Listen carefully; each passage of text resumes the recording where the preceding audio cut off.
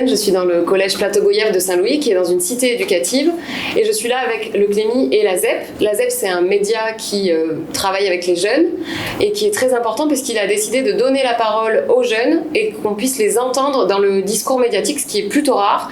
Et l'idée, c'est de leur faire comprendre que leur propos est important, qu'il peut résonner plus largement et que ce qu'ils ont à dire a une portée générale et que ce sont des problématiques qui peuvent intéresser plein d'autres jeunes et les adultes aussi. Donc c'est pour ça qu'on est là.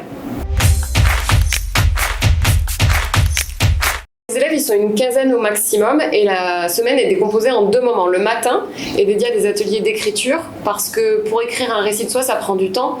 Il y a une méthode, il faut débrider l'écriture, il faut trouver son sujet et plus précisément, il faut trouver son angle. Qu'est-ce qui va nous intéresser, qu'est-ce qui va nous parler parce qu'il faut écrire là-dessus pendant une semaine et arriver à dire des choses percutantes, intéressantes, touchantes et on va être dans l'intimité. Donc ça prend du temps. Donc tous les matins, pendant 2-3 heures, on travaille l'écriture. Les après-midi, l'idée c'est vraiment de leur faire découvrir les médias et le journalisme. Donc là, on a fait venir le Clémy qui a fait une intervention sur le numérique. Et puis, par exemple, demain, il y a un réalisateur de films qui s'appelle Rudy Zopir qui vient leur parler de ses films. On va les projeter, on va organiser des débats. On travaille aussi sur l'interview radio.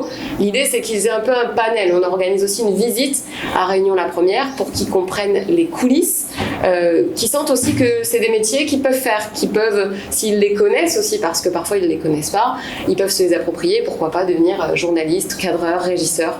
Voilà, c'est de leur faire découvrir l'intégralité. Alors c'est beaucoup trop dur évidemment une semaine, mais en tout cas un panel de ce qui peut exister dans les médias, et puis de recréer de la confiance entre nous, de savoir comment s'informer, pourquoi c'est important aussi, développer l'esprit critique, et puis leur ouvrir des portes et des possibles. J'ai décidé de m'engager dans l'éducation aux médias et à l'information parce que je pense que c'est important. En fait, moi, de base, je suis reporter, je suis journaliste de terrain. Et sur le terrain, j'ai été confrontée à de la défiance, à des gens qui avaient des idées préconçues, qui me disaient « mais les journalistes, ils mentent, ou les journalistes, ils nous stigmatisent », ce qui est vrai aussi sur certains médias. En tout cas, c'est mon point de vue. Et du coup, c'est bien de leur expliquer « oui, mais il n'y a pas qu'un seul média, on n'est pas obligé de regarder toujours la même chaîne de télé, on peut découvrir plein de médias indépendants, on peut varier les sources d'information. » Et ça nécessite d'être expliqué aux gens, d'expliquer la manière dont on travaille, les contraintes dans lesquelles on travaille, etc. On le fait avec des adultes et c'est essentiel de le faire avec les enfants pour leur développer leur esprit critique et pour qu'ensuite ils puissent faire leur propre choix en connaissance de cause sans se faire influencer. Moi, pour ça, j'ai décidé de faire partie de plusieurs associations. La ZEP, qui travaille sur le témoignage, qui fait émerger des témoignages, des récits qui sont puissants parce qu'on n'entend pas cette parole de jeunes. C'est quelque chose qui est dévalorisé souvent, donc je trouve que c'est très important. Et puis, je fais aussi partie d'une association qui s'appelle Fake Off, qui elle est spécialisée dans la lutte contre les fake news. Et là, on voit qu'on a un chantier immense devant nous. Les jeunes, ils sont preneurs de ça, de comprendre quand est-ce qu'ils se font trahir par des photos, quand est-ce qu'ils se font influencer, qu'est-ce qui guide leur choix. Ils ont envie de savoir, ils ont envie de comprendre et on intervient dans plein de cadres scolaires, périscolaires avec Fake Off.